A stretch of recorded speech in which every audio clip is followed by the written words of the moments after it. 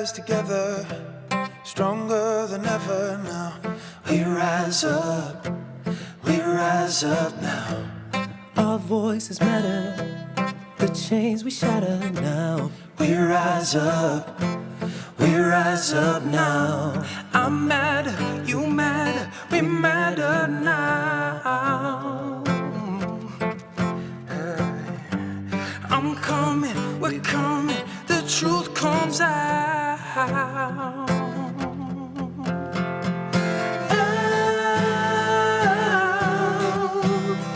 We found it, our voices coming out. Unbounded, we claim our freedom now.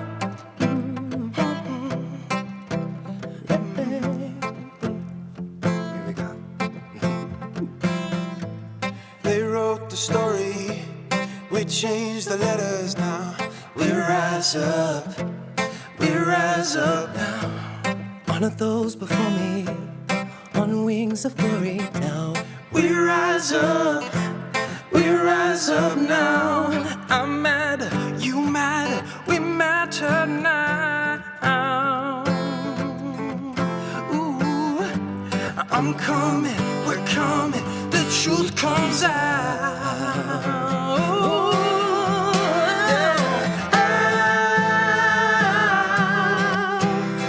We found it, our voices coming out. Unbounded, we claim our freedom now. We found it, our voices coming out. Unbounded, we claim our freedom now. I want you to know that no matter what you're going through in your life right now, no matter who you love, no matter what color your skin is, that you are worthy, that you are unbounded, and that your voice matters. And together, we rise. Come on, forward.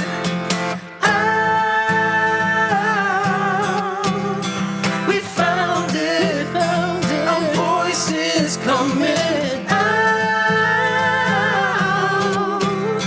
Unbounded, we claim our freedom now. We found it, our voices coming out. Unbounded. Everybody. Hello, everyone. Welcome to the kingdom. I'm so excited and so honored to have you here. We have an incredibly special session planned today with an incredibly special guest as well that I'm so excited to bring to you all. I've been thinking about this for weeks and weeks. And today, especially given what's going on in our lives and in the world right now, this is the time. So welcome to the kingdom. If this is your first time here, I want you to type in first time in the chat box and all of our members will welcome you in. Hello, I see you, Magdalena and Marlon and Sunshine and Maureen and Barbara, my mom's here, and Courtney and Emily and Devin and Jim and Monica and Evie. I see all of you. Aloha, Risa, Mary Teresa, Jackie. And so just if this is your first time here, just type in first time so that we can welcome you. And remember that what we do in our community here is if you hear me or my special guest or anybody say anything today that makes you want to say like, yeah, or like, amen, or I love this, or whatever, just put your two little hands up, your two emoji little hands up, and that's us kind of raising our hands together. Those are our little amen hands. And if you can't do the amen hands, then just put a little smiley face in the chat box, and the smiley face will let us know that we're feeling you. And that's how we exchange energy with each other and with the special guests as we're going through this. And so, hello, Tim. Welcome for your first time, Jacques or Jack and Brianne and Shirley. And welcome all of the first timers. Hello. From Finland and Massachusetts to Hawaii and beyond. Welcome. You can also all type in where you're coming in from today. And hello, Jackie, not your first time, but with your grandma, and it's her first time. Hello, Grandma. And so one of the things that I love most about this community is our beliefs, what we value, and what we believe in here at the Kingdom. And you can see that we're right here, almost 1,000 of us. Hello, Alonzo, from all over the world, from all different ages and all different genders and all different identities, coming together in the space of love. And that's what this is all about here. And so, especially if this is your first time, I want you to listen very carefully to our beliefs here that we've created together. We believe here at the Kingdom that all beliefs are welcome here, and we believe that all biologies are welcome here. We believe in the power of music to open our hearts and minds. So you'll always hear a little music playing sometimes. Sometimes I sing. Sometimes there's music to start. Those of you who heard Unbounded, the song I played during the countdown, that was a song that we actually wrote together, this community, for this community with the brothers Corin. Many of you were here for that. And we believe here that wisdom can come from many places. Now, so many of you know, and you saw on the promotion for this on the big landing page where you sign up, that I jokingly say, the Kingdom is kind of like if church, Super Soul Sunday, and a TED Talk had a baby, right? And the reason I say that is because, yeah, we're here to praise and be grateful, but we're not here defined by any specific religion. We're not here to leave anybody out or to create any judgments. And sometimes our teachings and our wisdom come in from places that are not religious at all or not spiritual at all, but they become spiritual when we integrate all of this into our lives, because we are spiritual. We're spiritual beings here. And so here at the Kingdom, we believe in an expanded definition of self, and we don't just honor or tolerate each other's differences. We say this kind of stuff all the time, like, I honor you. But we know that we are stronger because of them. And ultimately, just like the very first words of our song, Unbounded, say, we rise together. And so welcome everybody. I see so many first timers here from Wisconsin and Sonora and just incredible. Hello, Jack and Colleen. It's so good. Sonia, all of you to see you here. Adam, welcome. And so I want to, before we begin, just tell you a little bit about how our format normally works. We always have either some song or music, and then we go into a moment of prayer. And especially for those of you who are new, I'll lead us through a short prayer, but then I'm silent for about 60 seconds. And in those 60 seconds, you welcome in your prayer, whether it's a religious or a spiritual prayer that you love, or it's just you wanting to set your personal intention and connect in with your highest self. It's all welcome here. And I have this vision of us, I keep saying it over and over, of us being together in person and us all saying our prayers, our different prayers from our different practices and beliefs and languages, all out loud, all together in person one day. And then we have a teaching, and today we have a very special guest that I'm going to be interviewing for our teaching today, and a little practice, your golden nugget, which is your big takeaway, and an action that you can take away with you. And that's what you can expect at every single Kingdom. We're together for about 75 minutes. Sometimes we give or take a few minutes on around that, so expect that. And just come as you are. Come as you are, because you are welcome here. So welcome to the Kingdom. Let's begin now with our prayer. Go ahead and place your hands over your heart, however you'd like. I like to put my hands just directly over my chest, just feeling into the root of love. God, Spirit, universe, all that is, all that ever has been, and all that ever will be, we thank you. Thank you for opening our hearts and our minds. Thank you for giving us the discipline and the desire to be here now. Here we are now. May each of us take away exactly what we need for ourselves, and may we also take away something that we can pass on, a breadcrumb that we can pass on to someone else in our lives. Even if it's not today, if it's somewhere down the road, may we learn something that we can help share, because we know that spreading this wisdom, spreading love, is what helps each of us change the world and spread your love. May we all be happy. May we all be free. May we all find peace. May we feel joy today and have permission to explore the deepest parts of ourselves as we unpack the power of our relationships today. We're so grateful to be here. Thank you. Thank you. Thank you. So I'll be silent now for about 60 seconds. Drop into your heart and welcome in your own personal intention or prayer.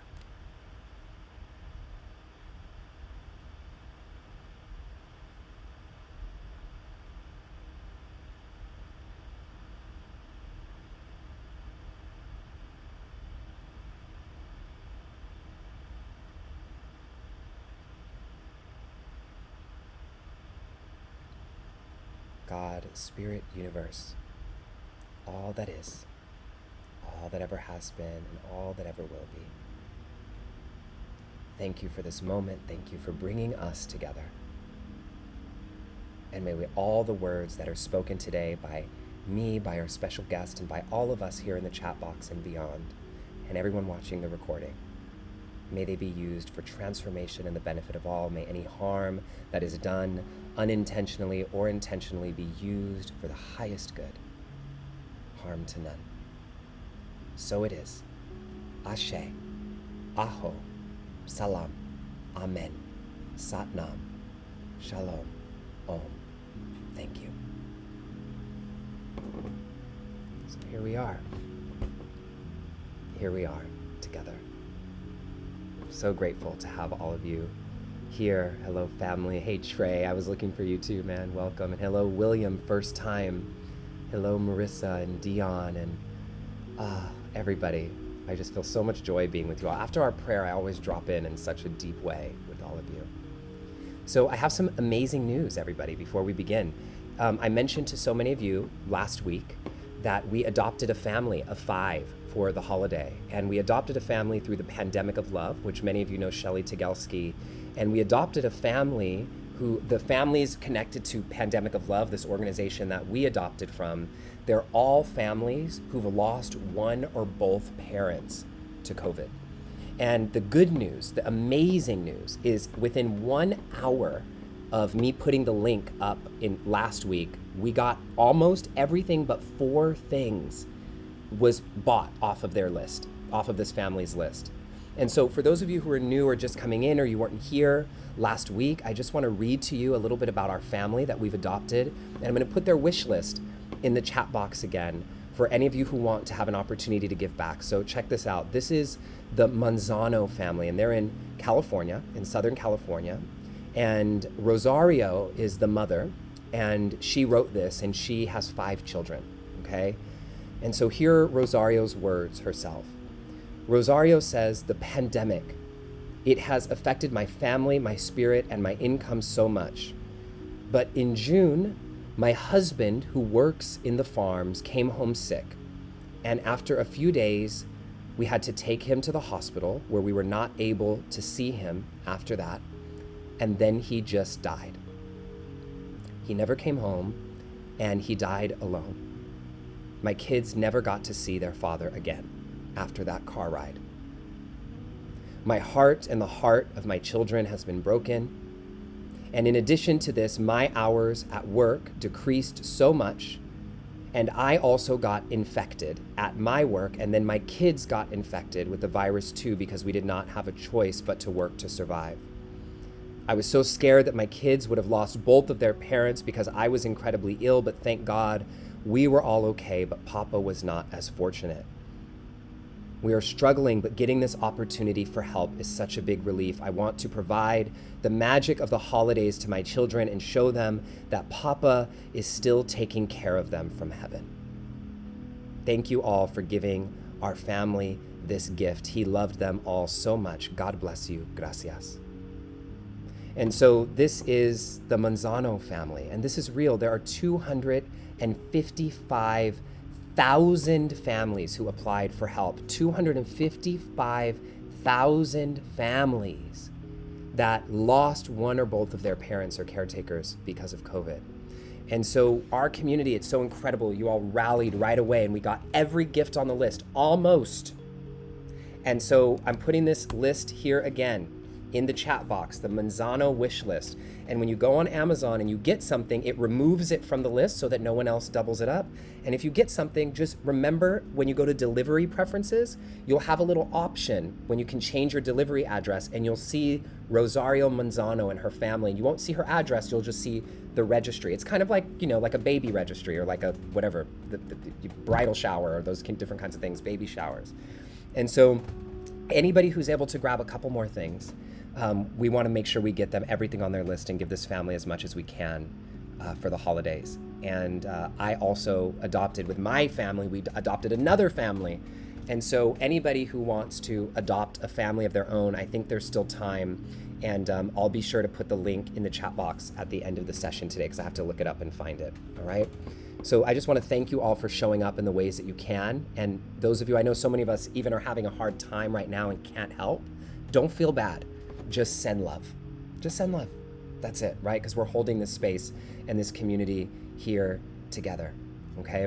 So let us continue with our session.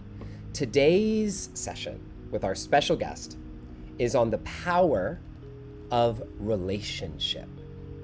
Now, I want you to notice that I'm not saying relationships. I'm saying the power of relationship, because we're going to talk about this today in a way that's a little bit different than you might expect or might be used to. And I'm so excited to dig into this. I think our community is ready for this conversation, and get ready to dig deep. Give yourself permission to be fully present here right now, to just be here and take what it is that you need. Because we all know what happens, right? In the 1 second that you were texting or doing whatever you're doing, that's exactly when the message comes through that you were meant to hear, right? That's how it always works. And so my special guest today, who you'll see on the screen in just a moment, her name is Kasey Crown, and this is her website on the bottom here, KaseyCrown.com. And Kasey is a psychotherapist, a wellness educator, and a writer. She is more than that to me. She's an incredible friend and a healer and a leader. And we're a part of a fellowship program together called the Garrison Institute Fellowship. And Kasey gave this incredible workshop just this last week that I was on. And it blew me away so much that right away I said, Kasey, I need you to come to the kingdom, right? Like, I need you to come here. And so Kasey is an expert in integrative psychology, in wellness education, and really what I think her magic is she weaves together science and spirit in this way that helps us embody what we learn about our self-care, about our personal growth, about our trauma, about our brains, about our relationship to all things. And so it is with great, great pleasure that I welcome Kasey to the screen. Kasey, what's up? Hi, Justin. Thank you so much for having me. I'm so excited to have you, Kasey. Thank you so much for being here. It is just an honor, and everybody from the kingdom, I want you all to just throw up some hands. Welcome Kasey to the community. Wow. So Kasey, I know you work with people one-on-one. I know that you do a lot of teaching and a lot of speaking, and you're writing and working on a book and working on workshops and all these different things that are coming to birth inside of you. And so it is so amazing that you've taken the time out of your Sunday to be with us and share with us today to talk about the power of relationship. So thank you for being here. Oh, thank you, Justin. It's my pleasure. And I just want to say, having witnessed you lead us into this with such a beautiful prayer, and, I just wish that everyone had your enthusiasm and your inclusivity and your spirit, because it's contagious and beautiful and wonderful in so many ways. So thank you. Well, thank you, Kasey. You're right here. You're home. You're with family here right now. Kasey's total tribe, y'all. So we're talking about the power of relationship, and we're doing it a little bit differently, because one of the things when I was on Kasey's workshop, she said something incredible that I wanted us to start with today. And she said, we hear this thing about we have to find alignment in our mind, body, and spirit. And we've all heard this, right? Mind, body, and spirit. And then Kasey said, but there's something missing from that. There's a big thing missing from that. And Kasey, I want you to just unpack what that thing is. And I know we have a slide to show and all of that, but what's missing from mind, body, spirit? Sure, yeah.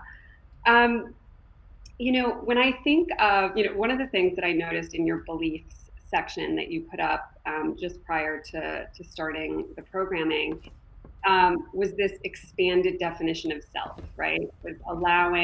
Was creating a space where we're thinking of the self in a more complex way. Yeah. And the reality is human beings are extremely complex. We are actually complex systems, right? And so we have many parts. And in many of the kind of healing traditions, there is an emphasis on the three parts that you mentioned, right? The mind, the body, and the spirit. And these are all incredibly important, and we will go into a bit more detail about what they are specifically. But the piece that's missing is the relationship piece, is the relational piece, right? So we are not just a mind, we are not just a body, and we are not just a spirit. We are a product of everything we are in relationship to, right? I just need to like pin that. Like, we are a product of everything we are in relationship to. That's big. Yes. Can you guys type that in? Type that in. That's a takeaway. Yeah, go ahead. It's big. No, it's important because I think we forget, the mind, body, spirit healing path can sometimes become very individualistic, right? And it becomes about me and my healing and me feeling more connected to spirit and me feeling better inside myself, right? But when you include relationship, you start to see kind of how we emerge from our context. And that includes not just your nuclear or your family system, that you're born into, but it includes your environment, it includes your culture, your community, your religion, your education, and your relationship to the physical world, right? The planet that we are all extensions of. So it's something that I think we need to start to really incorporate and integrate into the healing process, this awareness that we are more than our mind, body, spirit. We are all of our relationships, and they shape who we are. They shape how we develop the mind, how we think, right? And I think if you want to put up the slide when you have a chance, I can kind of dissect a little bit these various elements and talk about what it means for the self, right? This expansive definition of the self that you mentioned earlier, what it means for the self to be experiencing optimal health, right? So we have a soul or a spirit, right? Which is kind of like our immaterial essence or energy, kind of the consciousness that's unique to you. And we have a body, right? This is the physical material part of ourselves that includes the brain and the extended nervous system. And we'll talk about that. And then we have our mental activity, right? This is the material that emerges from the mind, which includes thoughts, feelings, beliefs, emotions, memories, dreams. This is our subjective sense of self. So what that means is it's who we think we are, but it's not entirely an accurate story, right? We all know that our minds can be troublemakers as well, right? And then relationship is everything that we are in relationship to. So we are these kind of like systems of energy and information flow. And I'm sure you talk about energy on your podcast and on the kingdom, right? So it's like we are constantly taking in energy from our environment, energy and information all day long. As you and I are having this conversation right now, we're both taking in energy from one another, right? We're in a reciprocal relationship. And so that energy that we're constantly taking into our system from our environment, all the information we read, hear, see, experience, shapes who we are, right? Or who we think we are, our subjective sense of self. So in order for us to experience optimal health, that information that's coming into the system through everything we're in relationship to, it needs to be organized. Okay. And it needs to be organized in a way that is meaningful. Does that make sense? So when you're saying, yeah, it makes sense. And so what you're saying is everything that happens, like every single thing that happens in our lives, the most minute things, even just being on this session right now, but even all of our traumas, all the things that we've gone through, it all has to, when it comes into our field of our mind, body, spirit, relationships, it has to become organized for us to feel healthy. What do you mean by healthy in that way? Yeah, yeah. So in my world, in this world of psychology, we talk about this concept of integration, right? I heard you say it earlier in the session, right? And integration is like flow, right? It's as we're having this conversation right now, if what I'm saying is easy for you to metabolize, right? Then it organizes itself, right? Think of having a healthy meal. If you eat a healthy meal, right, your metabolism goes to work, it extracts the nutrients from that food, right? And it supports your vitality, it supports your well-being, right? Alternatively, when we eat something that is poisonous or has, food poisoning or something of that nature, we might reject that experience, right? And we're going to talk about trauma in a minute, but difficult experiences and traumas are similar to that, right? We aren't able to metabolize them. They become disorganized, right? And then we become disorganized, if that makes Yeah, that makes a lot of sense. And you had said, something that I wrote down in your workshop that I thought was so powerful. I'm just going to read exactly what it was right now. You said, if the system can't organize a traumatic event in a way that derives meaning, then it sense. continues to cause suffering.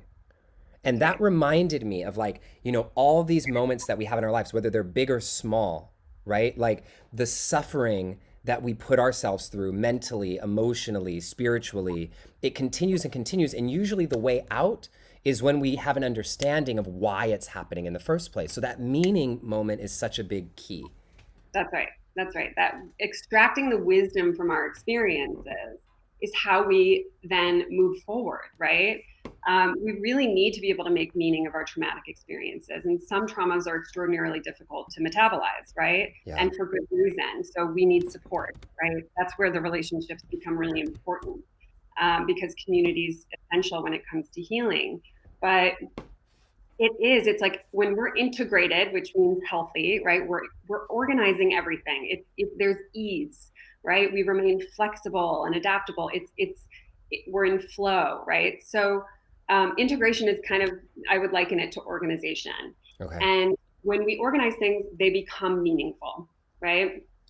And as you know from everything that you've experienced in your life, it's like you've had to extract the wisdom, right, in order to move forward and in order Yeah. to actually take that experience and make it useful, right? Yeah. It drives your purpose, Yeah. right? So that's the other piece, is that if we can extract the meaning from our challenging experiences and challenging events, it actually helps us channel a sense of purpose into our lives, which is really vital for our well-being. This is beautiful. And so I want to talk about trauma for a moment because we all have had it, right? And some people don't even fully understand. I think trauma has gotten this rap where people just assume trauma is like has to be this massive big thing that happens to you, Mhm. right? And Mhm. but we've all experienced so much trauma, like big and small traumatic events that we don't even realize. So can we talk a little bit about the process of trauma and what happens there so we can understand how we can organize these things a little bit better and be in different relationship to it? Yeah, of course. Trauma actually just means injury, right? Mm, So I think everybody can probably recall an event that caused an injury of some kind, right? And sometimes, like you said, they're not these big major events. Sometimes they're much more subtle. An experience of humiliation in junior high or elementary school. They can be things that don't seem like big traumatic events. So I think the first thing we need to do is expand our definition of trauma, right? And the fact is, having been through this year, 2020 alone, right? I think everybody on this call can say that it has been, even if you've been had access to privilege or been able to manage things quite well, the reality is it's been traumatic for many reasons. So we're all trying to organize this experience that we've just been through. And so trauma is an event, right, that occurs, and sometimes it's chronic. So if we grow up in a family system where there's abuse or these kinds of chronic traumas, right, they kind of condition us over time, right? And those are called complex traumas. They're a little different from a single event, acute trauma. and Diaris just said like racial trauma, for example, is a chronic Racial trauma. trauma Yeah. is a chronic trauma. Yes. And so, and also, I want to point out about trauma, because we'll talk about what happens when you experience trauma. But when you are in the midst of an actual traumatic crisis, right, where the conditions haven't changed, so you're having to try to figure out how to live within the conditions, that is very challenging. So it requires tools for self-regulation and a different skill set than it does when we're actually healing trauma where the threat has passed, right?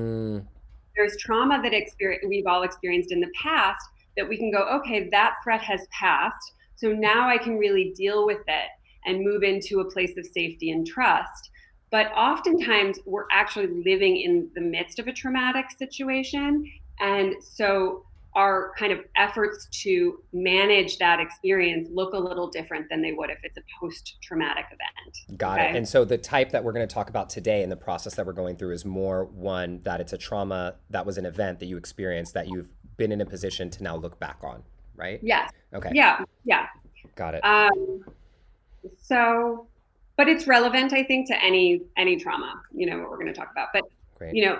Moving back to this topic of energy, right? I want you to think of trauma as kind of a burst of energy that comes into your system that your system cannot organize. Remember, we're self-organizing. So if we can't organize it, then it sends us into chaos.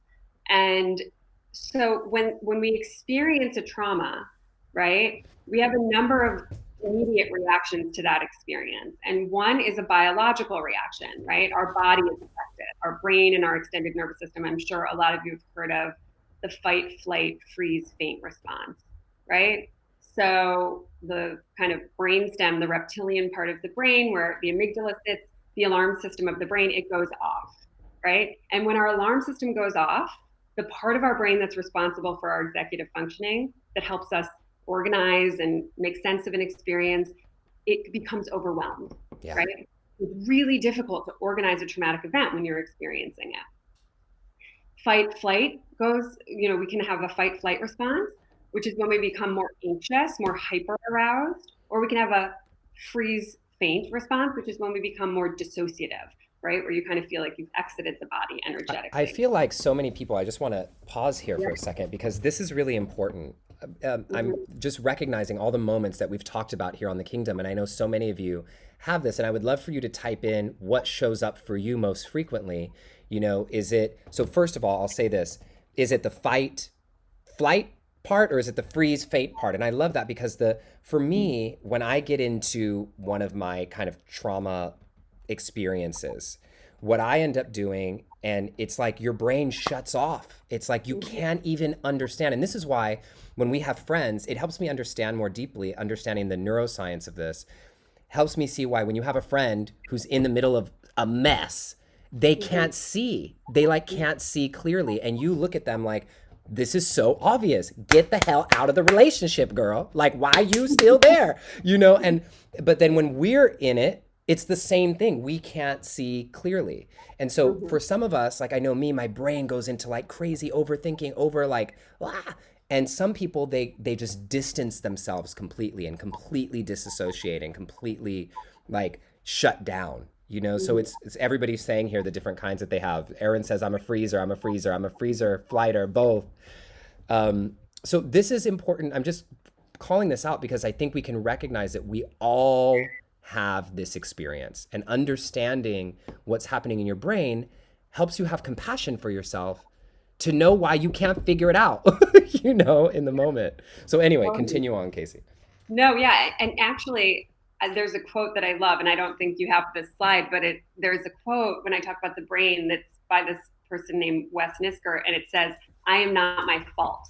And it's really because our brains are affected, right? We always think it's just our psyche or our behavior or our relationships. We can't seem to get it together after we've experienced a trauma, but really it's because our brains have been affected. The integrative fibers of the brain are impaired when we experience a traumatic event, and we create new loops and these new patterns, right? Which are called the default mode. I'll get to that in a second. But I want to talk about the two other things that happen in that moment of trauma, or even when you're experiencing a chronic trauma, right? So we have the biological response, the body, right? And then we have our emotions. We're all familiar with emotions, right? Fear, shame, despair, humiliation. These are things that happen, right, pretty instantly when we experience a trauma.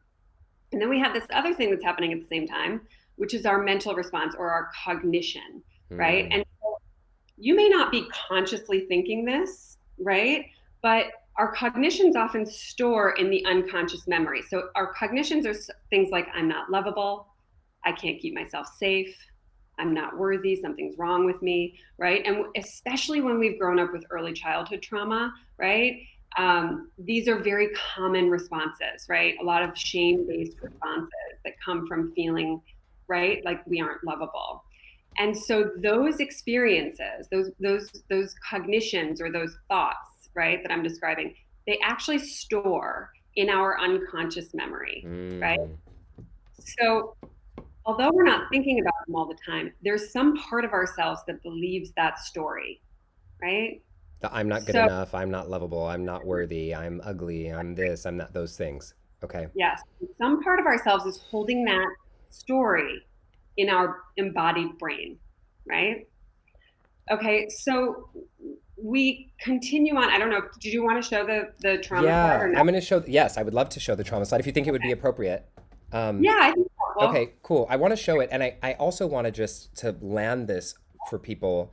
I want to tell a little story that we can even unpack and we can use a little bit because I feel like that helps people as well. So I Mhm. was just talking about my mom, talking to my mom about this the other day. My mom's on right now. So like a micro trauma that I've had that was when I was a kid, and Casey, you can help me see if I'm seeing this right.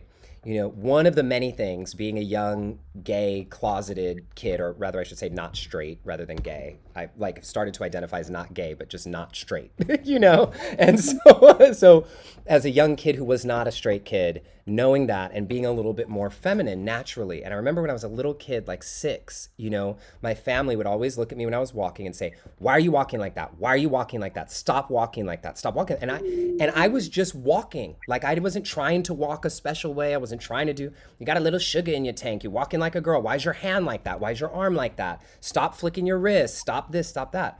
And one day, I'll never forget this, like, and I don't even know if they remember this fully, but my stepdad and my mom had stopped me when we were walking into a store. I think we were walking into like Burlington, and they were like, "Stop. Look, stand right here, keep your hips straight and put their hands on my hips, like walk like this. This is how you should be walking, not like that." And like if you look at the grand scheme of like trauma, right? This moment was a second. It was 30 seconds, but on lots of little seconds over and over and over all throughout.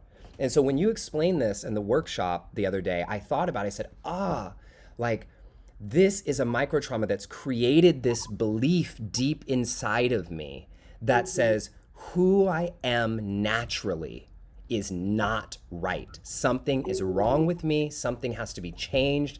I have to present some other version of myself. Otherwise, I'm not good enough and I'm going to be corrected. And so I just like want to give that to people, you know, as a, and my mom and I have done so much healing, y'all. My mom is amazing. She be wearing pride sweatshirts and rainbows and stuff all the time now, and she's here now, so she's good that we're talking about. But I just wanted to give that story to us, Casey, to see if you want to weave it or unpack it with I people as love we go that in. story. Thank you so much for sharing. I think that's a really great example of what we're talking about, Mm-hmm. right? And the other thing to consider is that, right, like there was something probably going on for your mom and your stepdad where this experience was evoking their trauma, was evoking Yes. shame, right? So we also have to remember that, you know, we're kind of like all traumatized and bumping into each other with trauma. So for you, that's exactly right. The cognition is something's wrong with me. Who I am is not okay. The way that I, you know, so this is a really difficult thing for a child to metabolize, right? That's very confusing. And so one of the things that happens when we experience Here, trauma, I'll put up the slides. yeah, please. Um, probably then I would go to the next one. Okay.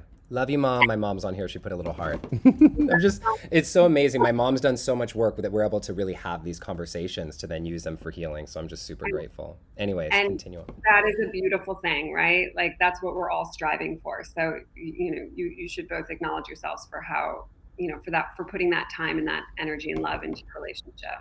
Mm-hmm. Um, So yeah, so that the memory stores, like I said, in our unconscious memory often. Sometimes you remember it, like you remember this experience, but maybe the cognition that you developed, you're not thinking about all the time, but it's somewhere embodied, right? So this creates kind of a split in the psyche, right? And we experience something called cognitive dissonance, which are competing thoughts and feelings. Okay, wait, I know my mom loves me just the way I am. I know I'm lovable, right? That's what everybody says. And yet I have this experience where I'm feeling unlovable, right? Mhm. And so there's this dissonance that occurs, and it really does fracture the psyche in a way where we can't reconcile our lovability, right? And Mm. this creates suffering, right? This is pain. Confusion is pain. And so is that because, I just want to make sure I'm understanding this, Kasey, like, because on the one hand, you're hearing from your family, you're hearing from friends, you're hearing from people, I'm lovable, I love you, I'm always here for you, whatever. And then you have this other experience, and because of the dissonance or the disconnect between them, you can't organize it, That's right. right? You And can't organize it. exactly, you can't organize it. And oftentimes we say something, but our behavior does not reflect what we are saying. Does that make sense? Mm-hmm, mm-hmm. And we talk about this when we get into relationships and boundaries, and when we have the capacity to actually take care of ourselves differently. When you're a child, it's more difficult. Yeah. Uh, but so this suffering leads to isolation. When we're suffering, we tend to isolate, right? So we're either going to withdraw, and sometimes that becomes a more depressive state, a more apathetic state, some like a dissociated state. Alternatively, what happens is we're confused about whether or not we're worthy and lovable, and so we enter into a cycle of toxic competition. Mm. Is So this we slide or no? spend it's the last one, but it's fine. You can leave that one up. Okay. We spend our lives trying to prove our worth to ourselves and prove our worth to others, right? I'm sure everybody on this call is familiar with that feeling of, right? Like having to prove yourself, right? Yeah. All of us experience self-doubt. We're all questioning our own worthiness. And there are things that get triggered, right? So the thing about trauma is the traumatic event, once it's past, right? It's like anything can trigger that trauma, right? You're feeling insecure, right? You're in this constant toxic competitive cycle of trying to prove your own worth, and somebody doesn't call you back. And where do you go? You go to anxiety and you go to a story, and you create a narrative, right, that is actually consistent with your traumatic experience, right? Even though the narrative may be completely false, right? But it's like trauma is consistently getting triggered in our relationships and in our lives, right? Even when it has nothing to do with the original trauma. But Mm. it's like you can taste, touch, smell, hear. There's something that is true, like, oh, it's self-doubt. Oh, this is making me question my lovability, right? And anything at this point can make us question that. Does that make sense? This makes total sense, and I would love, because what you just said there is so powerful. This is like a major key that I want to Mm-hmm. see if you might be able to illustrate it with an example or a story of, or even unpacking mine or something a little bit more. Because what you said that I just want to make sure people really hit is, because of that trauma and the belief that you're holding underneath, then you're Mm-hmm. spending your life and taking actions that are trying to prove that thing either Mm-hmm. right or wrong over and over and Yep. over. And so in situations that have no relevance to that, Yeah. you're recreating the scenario over and over. So I just want to see if we can illustrate that even more so people can feel that in Yeah. their Well, and lives. what I'm going to say about that is that's the biological piece.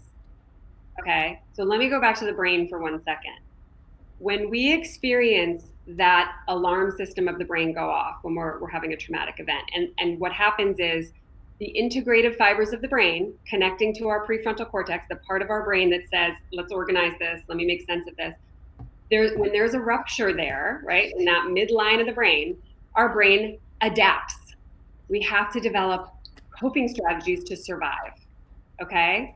And so we call those coping strategies our default mode, right? They're kind of the thing you do every time your trauma gets triggered. That Does that make sense? It makes So it's complete like, sense. Yeah. so if you're somebody that tends towards substance abuse, when your trauma gets triggered, you're going to be more likely to go down that rabbit hole, right? If you're somebody that tends toward having a complicated relationship to food, when your trauma gets triggered, you're going to go into, right, a toxic relationship to your food, right? And so when we experience these traumas, right, and we end up with this default mode, we develop maladaptive patterns, maladaptive coping strategies. But I want you to know that they're actually really creative, right? We're such powerful creators, and we are also designed to survive. So when you experience a traumatic event and you figure out a way to alleviate your distress, even if it's dysfunctional, just know that it's creative. It is you are doing the best you can in that moment to figure out how to cope with your pain. Okay. I know that wasn't exactly an example, but No, does that this is great. This is beautiful. Can I put up the slide about some of the maladaptive behaviors? Okay, cool. So here's a slide, and you can feel free to unpack this as much as you want. Kasey, I'll make this a little bit bigger too. Yeah. So these maladaptive behaviors are very polarizing. Okay. So they tend to fall into one of two categories. They're either chaotic or rigid. So chaotic coping strategies are things where we experience a lack of impulse control, right? It might be substance abuse, excessive spending. It might be, not being able to stop using technology, right? So like an out of control behavior.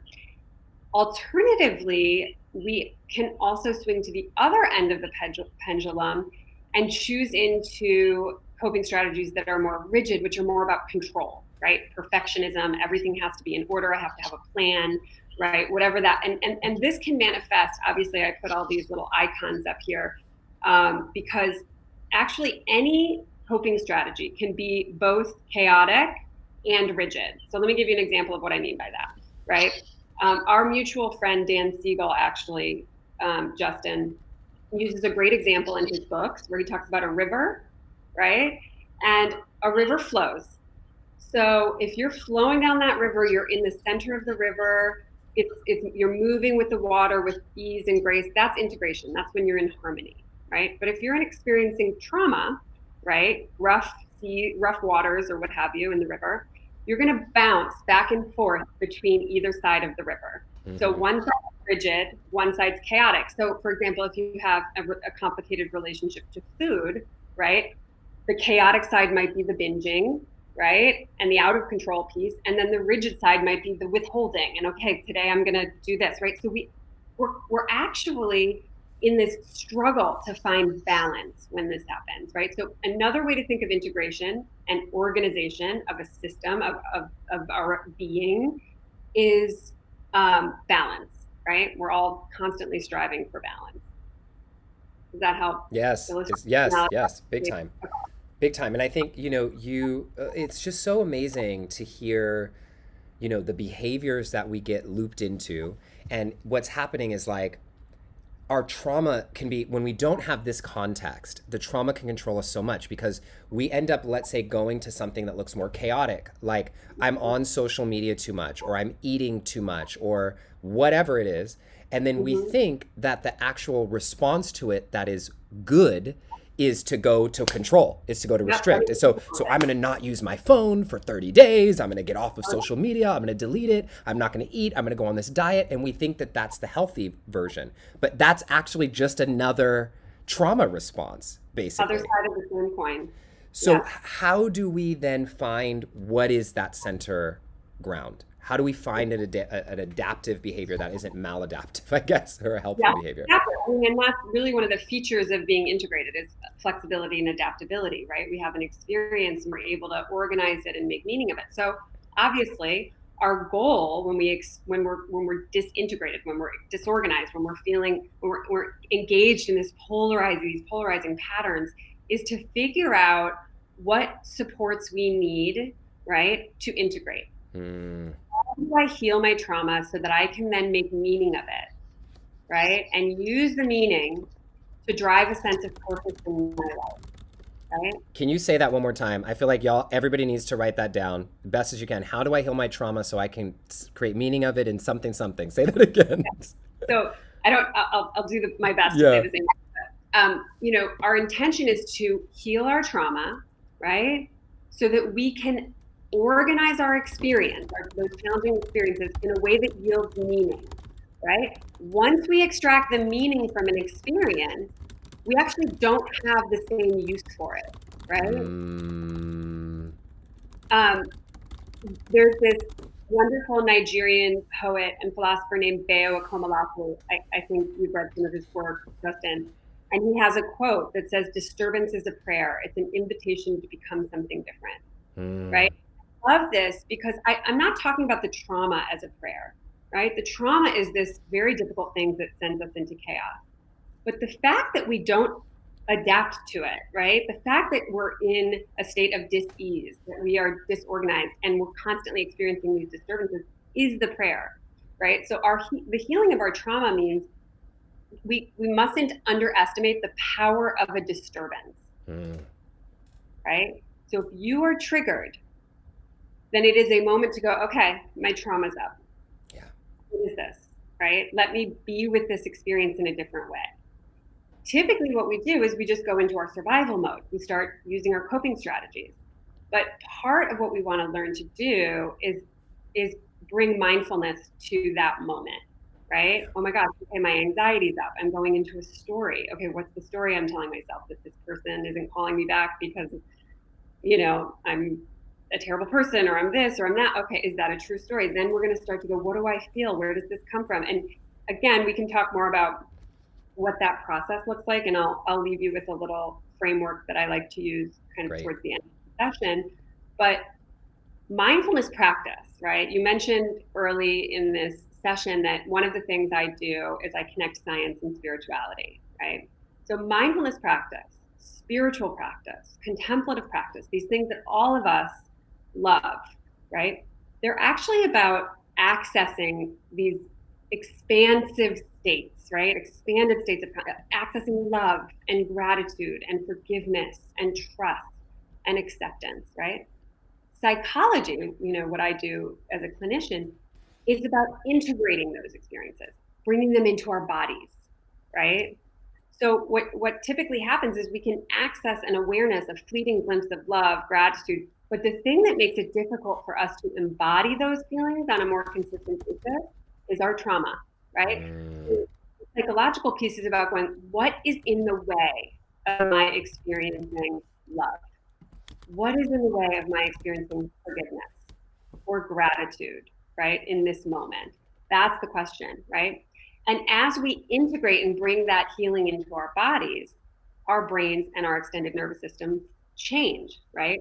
There's neuroplasticity in the brain changes, Yeah. right? And that loop that we used to be on, It breaks. it goes away. Yeah. This is amazing. Okay. Continue. I don't want to interrupt you.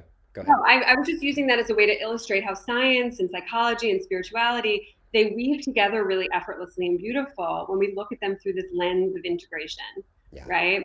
And it's not that they're the same thing, but when they work in communion with one another, right, what we experience is optimal health and healing. This is amazing. This is so amazing. Now, one of the things, and we're going to get into a practice well, you know what? One of the things that I think we should actually do, I think we should actually just get into a practice, if you're okay with that right now, Kasey. Are you okay starting there? Okay. So, because I just feel like we have so much ripeness with people, and I'm reading everything that's in the chat box, and Jeannie and Trey and everybody, we're here with you and we're praying for you and we love you. And I think it would be a really beautiful moment to try to embody some of this right now, and then we'll go through the process if that's okay. Absolutely. Cool. All right. So I'm gonna give you the screen. Actually, I'll stay on so I could be doing the practice with everybody. So cool. So go ahead and take a moment and close your eyes. I'll take my glasses off here. Let's close our eyes and take a couple deep cleansing breaths.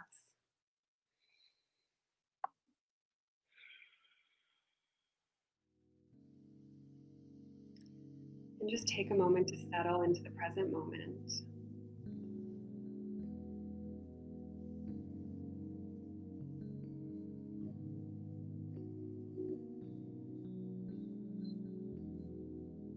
This topic can be difficult.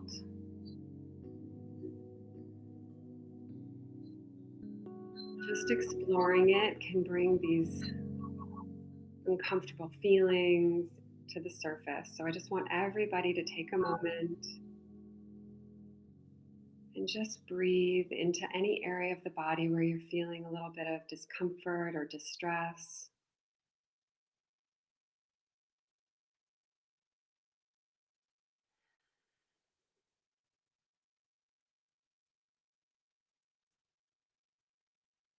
We're just going to take a moment here to ground ourselves in the present moment.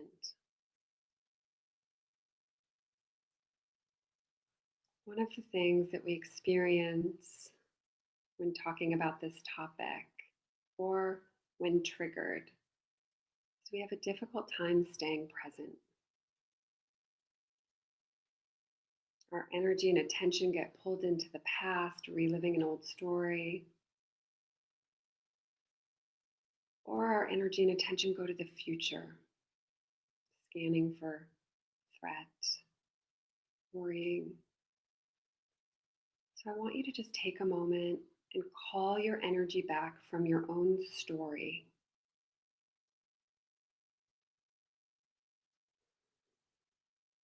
Call it back from the past.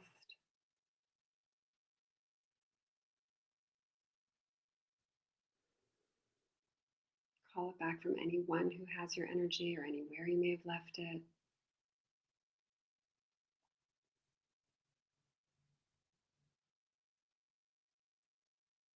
And call it back from the future.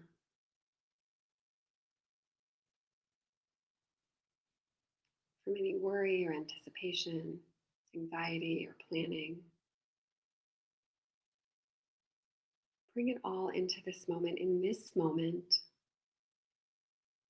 it is safe to be here with us in your body.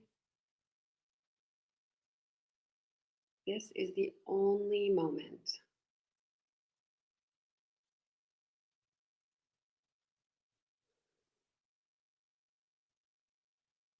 And as you notice your attention drifting back into the past or off into the future, reclaim your attention, just gently inviting it back into your body, knowing that it's safe, that you're loved,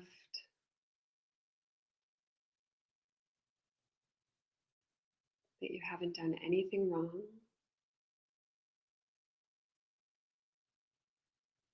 and that we're all doing the very best we can in this moment.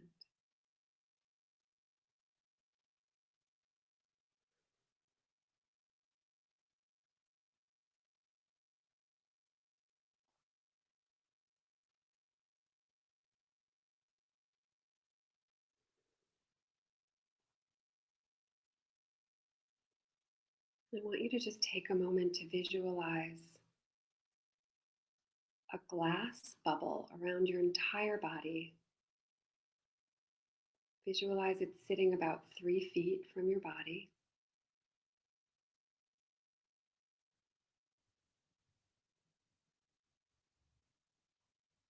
And this is your aura. And we want to keep all of our energy and attention contained within this space.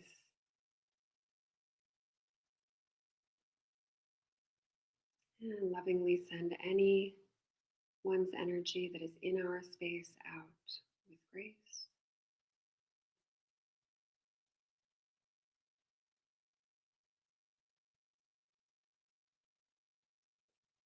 Let's just, as we visualize this bubble of glass, this is our boundary.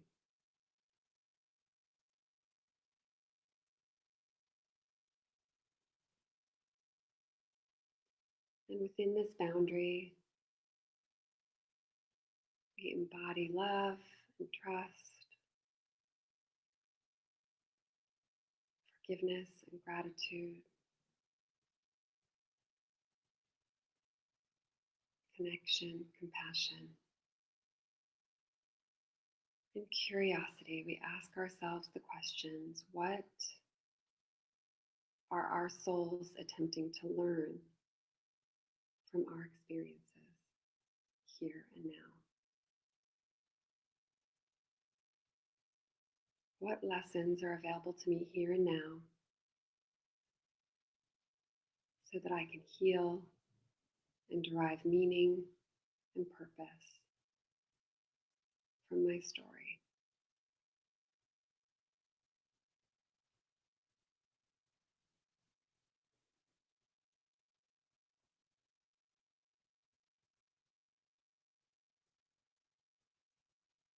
And I want you to take another deep inhalation, exhale, just allowing the tension in your body to release. One more time with a deep inhalation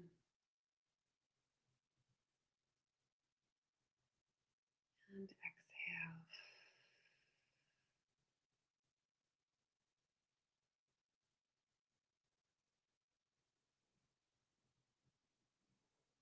And whenever you're ready, you can bring your attention back into the space.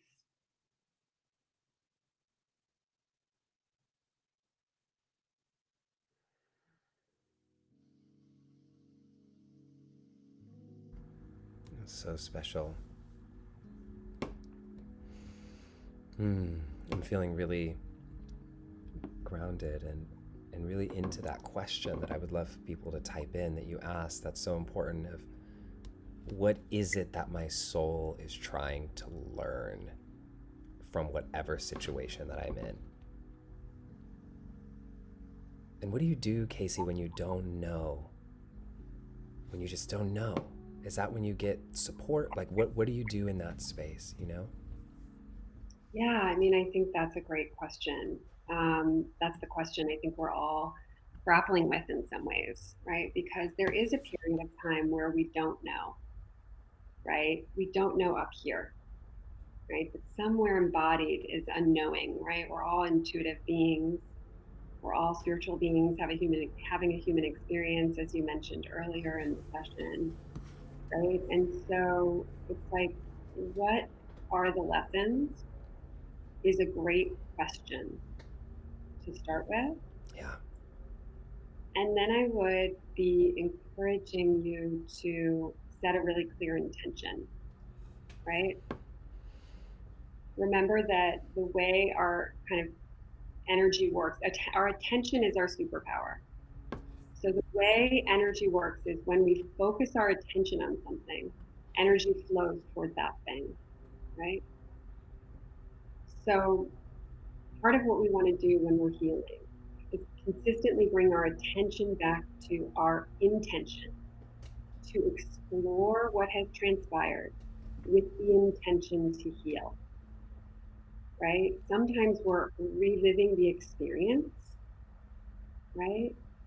And that's when we've kind of our energy has been extracted from the present moment. It goes into the past and it gets stuck there, right? You're suddenly kind of in the center of the storm of your emotional experience again. So mindfulness practice is about bringing our attention into the present moment and beginning to expand our window of tolerance for staying present. Yeah. This is so Right? important. Yeah, because it's hard to stay present when what happens when we get present is all of our anxiety comes percolating to the surface. Right? So that's why we do need really gentle practices that start to help us. Maybe it's 2 minutes. I'm a big fan of, if you're going to meditate, start with 10 breaths and let that be your meditation for the day, right? Instead of trying to do a 30-minute meditation practice. This is about just trying to get ourselves to feel safe in our bodies for a few minutes, Yeah. right? Because we don't feel safe in our bodies when our bodies are traumatized. Yeah. This is big. This is Yeah. big. And, I think one of the things that you say that I feel is really important, and I don't want to miss this today, is a lot of people, and I remember you speaking about this in the workshop, and I thought it was one of the best ways that I've heard it explained. A lot of people will say, I don't want to go back to the past. I've let it go. I don't want to go back to the past. I don't want to relive the past. I've got over that. Why do I have to keep going back there? I hear Mm-hmm. people say, I don't want to have to keep going back there. And you just had said something so beautiful that I think we can unpack a little bit here in our last few moments is, you know, there's a difference between reliving the past and going back to the past with who you are now, Right. and finding intimacy and understanding it. Can you explain that a little bit more? Because I think that's really important for people. Yeah, I mean, I think when we're healing trauma that took place in the past, we need to do it from the present moment, right? Because once you go back to that experience, your energy gets pulled into that experience entirely without also being able to sustain the present moment, which is that I'm safe in my body in this moment, right? Then it just re-traumatizes us. Yeah. So what we want to learn to do is sustain this window of tolerance that I was talking about. And the reality is, we don't have, when the trauma has integrated, when we've been able to make meaning of it, we don't need to go back, right? We can move forward. Um, but if it hasn't integrated, and you'll know it hasn't integrated because it comes up constantly in one way or another, right? Um, so if it hasn't integrated, then I have this kind of saying that it's actually pretty common in my field, which is you have to feel it to reveal it to heal it. I'm so hoping that you were going to say that. Yes. Feel it to reveal it to heal it. Everybody type that one in. Okay, keep going, keep going. Yeah.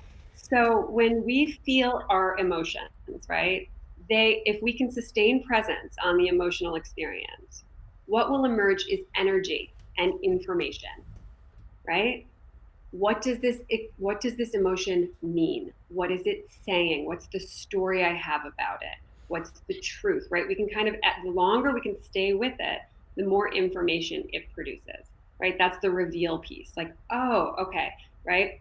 So if I'm feeling this shame or this fear, oh, okay, what's underneath all the stories is this core pain picture.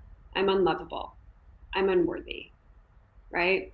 So when we can start working with that core pain picture, right? That's the heal it piece. That's where the kind of gold lies. That's when we're able to start integrating it. And working with the core pain picture means we have to do a bunch of different things, right? Journaling, self-forgiveness practices, gratitude practices, prayer, meditation, um, communal work, right? Connecting with others. Coming to work with you in psychotherapy practice. If you have, a resource near you, and there's lots of different, community organizations that provide, services, and depending on where you are, we can find, the appropriate services if you need them.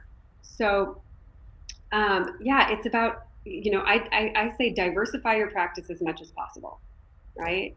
Your practices are about how do I consistently bring tenderness, love, self-compassion, and self-forgiveness to myself as I'm going through my experience, as I'm revisiting these feelings that are extraordinarily painful, Yeah. right? And the more we can do that, healing is a practice. Unfortunately, there's no way around it. Yeah, there's no magic pill. There's no pill, and there's no, right? And so it's like, if we're in distress, it's a signal that our attention needs to go towards what is that experience telling me? What do I need to know?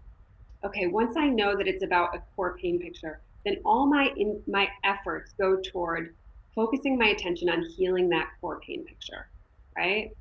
We can do that, using changing our story, rewriting a new story. We can do that through body work and breath work and all of these kind of more embodied forms of mindfulness practice, right? So I think you said something. Can I pause you for 1 second there, Kasey? Because you said something that feels really important to me, and it was when we get re-triggered, when we're in that moment, which we all know when we feel it, that what so many of us do is we go into the story and try to fix the story.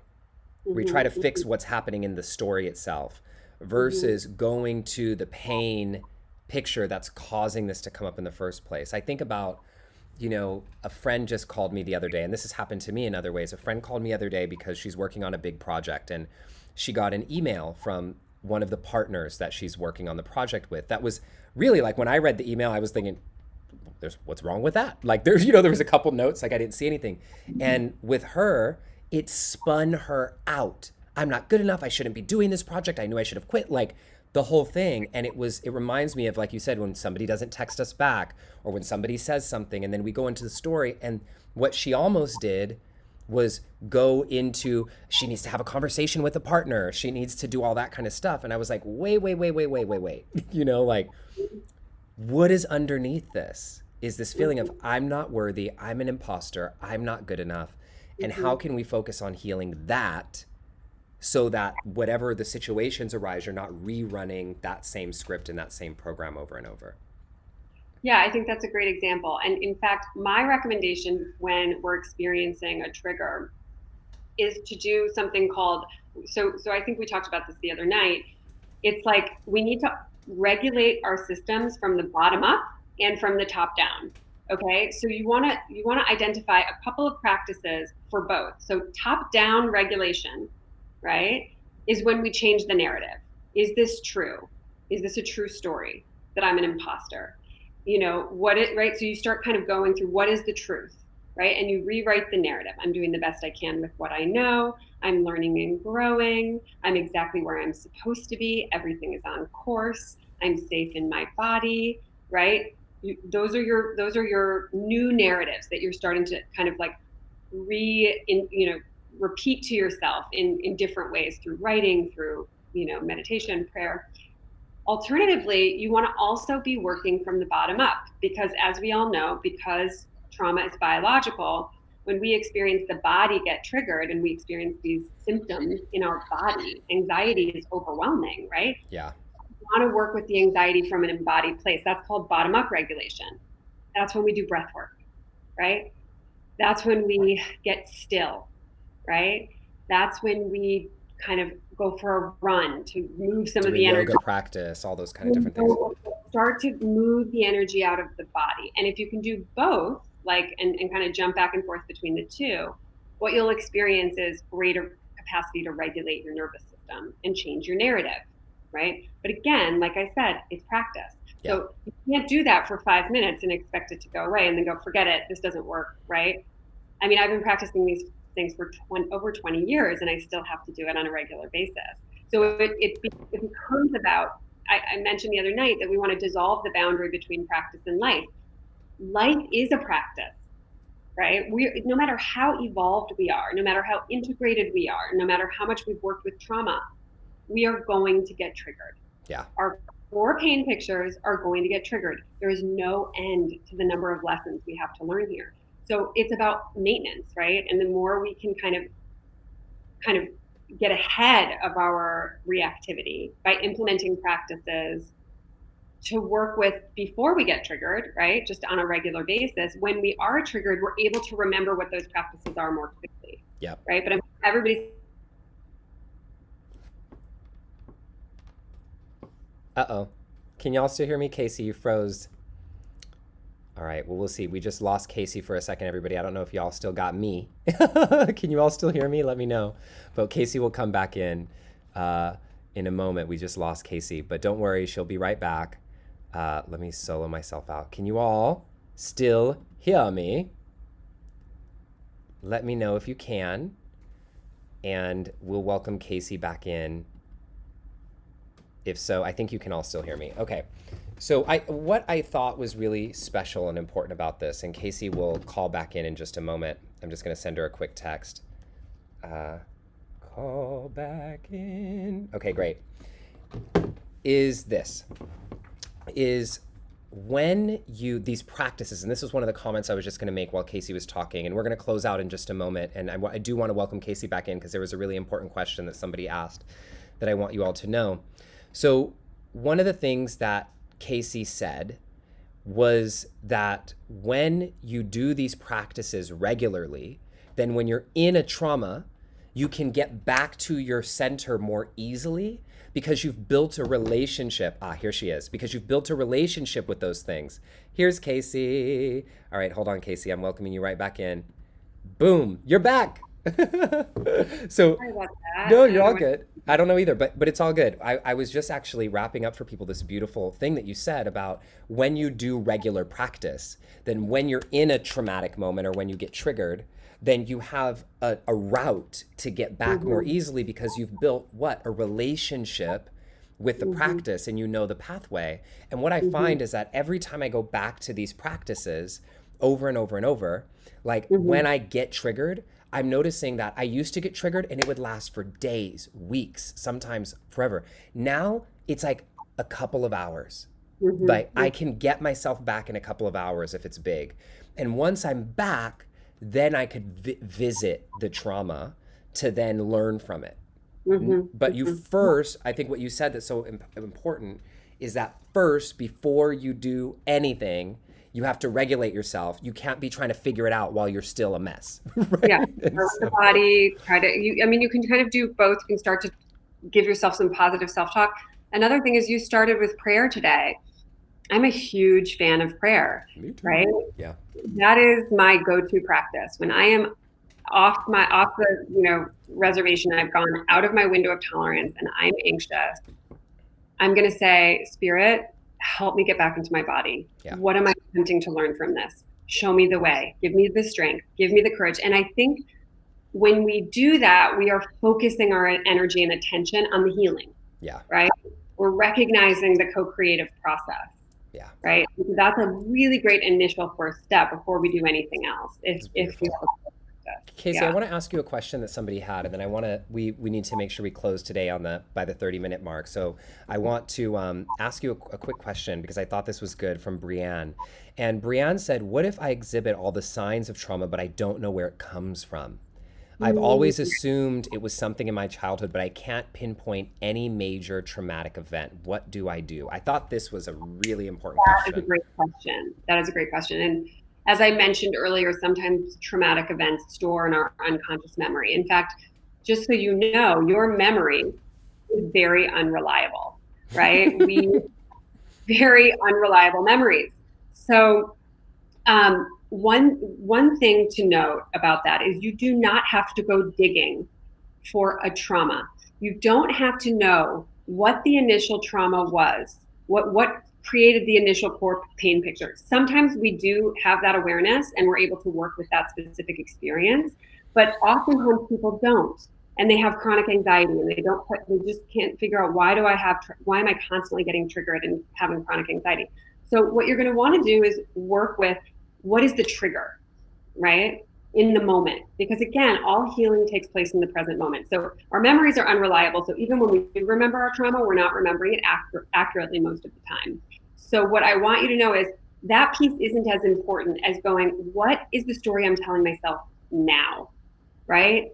How is the trauma that I have in my life affecting me now? Because that's all that matters. Does that help answer that question? That's super helpful. Yeah. So don't go digging. If an unconscious memory is going to surface, it will surface. You don't have to go looking for it. But what I would encourage you to do is work with those practices that we talked about, right? That offer that bottom up and top down regulation and help you understand what is the story I'm telling myself now. Yeah. When I get triggered. You can still go to the story. You can still go to the root underlining, I'm not good enough, I'm this, I'm that, without knowing where it even came from in the first place. Right.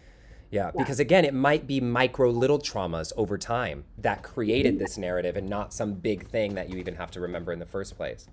That's right. And a lot of us have experienced complex traumas that we can't quite identify, right? They were mixed with other experiences that were positive, like love and, support, or, right? We're mixed with these other kind of chronic messages, subtle messages that affected our self-worth and our self-esteem. This is beautiful, Kasey. I'm curious as we close now, if there's any last things that you'd like to share with the audience before we close up. People are in love with this conversation right now. So I know we had a lot to cover and we're going to have you back because we have more to discuss. I know we crammed a lot of information in, and I want to leave you with the fact that I also recognize that talking about trauma can trigger trauma.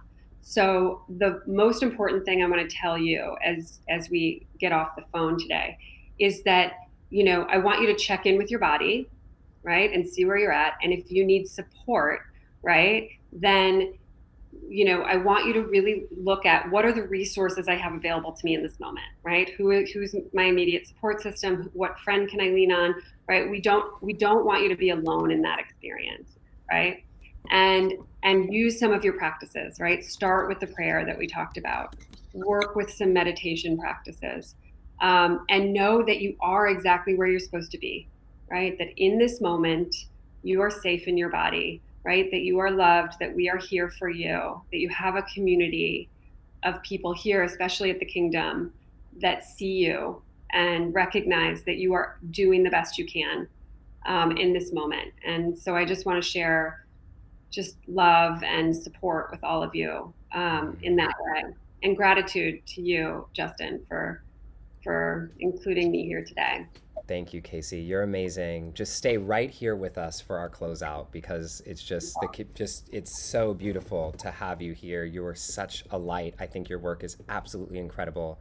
For people who might want to work with you more, I know they have your website, kaseycrown.com. Is there any other space that they should look for people who want to get in? No, you can look there. I'll be posting my 2021 workshop schedule soon. So I'll have some online virtual offerings that you can register for. And I will always make them available at a low cost or no cost if needed so that we can be as inclusive as possible. I told y'all Kasey was family. All right, everybody. In our closing right now, what I always love to do is just take a moment to think of what your golden nugget is for this practice today.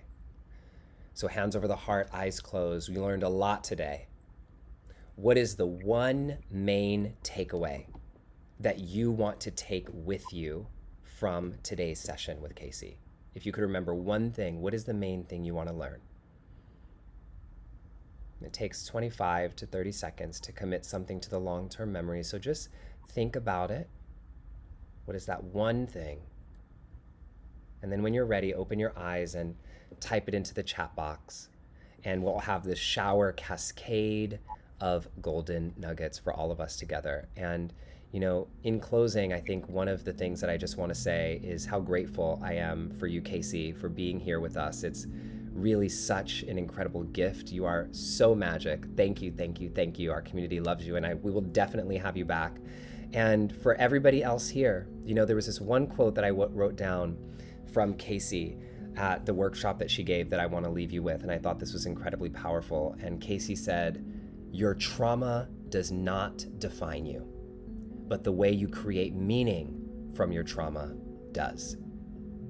Your trauma does not define you, but the way you create meaning from your trauma does. And so may this session and all the work that we're doing together empower and inspire you to find more meaning, to access that wisdom within you, and remember that we're all in this together. I love you. We love you. And our closing prayer: God, Spirit, Universe, all that is, all that ever has been, and all that ever will be, we thank you. Thank you for bringing us together. Thank you for our sister Kasey. Thank you for these lessons, and may we really embody these lessons into our lives and share these lessons with the world so that we can heal generations forward and backward. Thank you for the Kingdom. So it is. Ashe, Aho, Salam, Shalom, Amen. Satnam Om. Thank you. Thank you, Kasey. Thank you, the Kingdom. I love you. And I'll see you right here in this special place every Sunday in our next